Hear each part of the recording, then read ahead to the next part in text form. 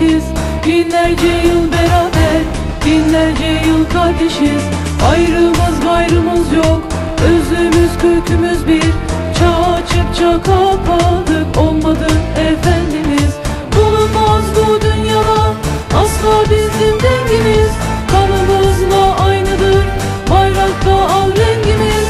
Cengimiz pek yamandır, titrerler tavrımızdan. Eğilmez bükülmeyiz, olmadı efendimiz.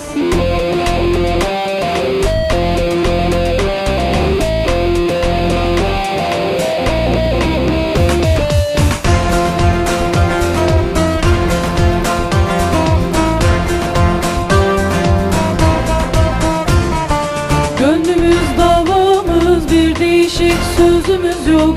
Kimsenin toprağında, malında gözümüz yok. Tuzağın farkındayız, oyunlara gelmeyiz.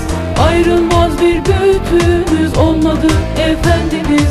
Bulunmaz bu dünyada asla bizim dengimiz. Kanımızla aynıdır bayrakta al rengimiz. Cengimiz pek yamandır, titrerler tavrımızdan. Eğilmez bükülmeyiz, olmadı efendimiz.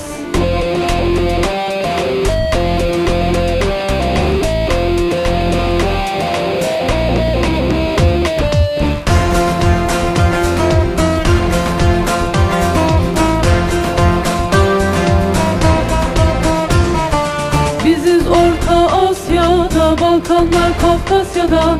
Biziz Anadolu'da, Ege'de, Trakya'da. Kök saldık her bir yere, kimse sarsamaz bizi. Tek yumruk tek yüreğiz, olmadı efendimiz. Bulunmaz bu dünyada asla bizim dengimiz.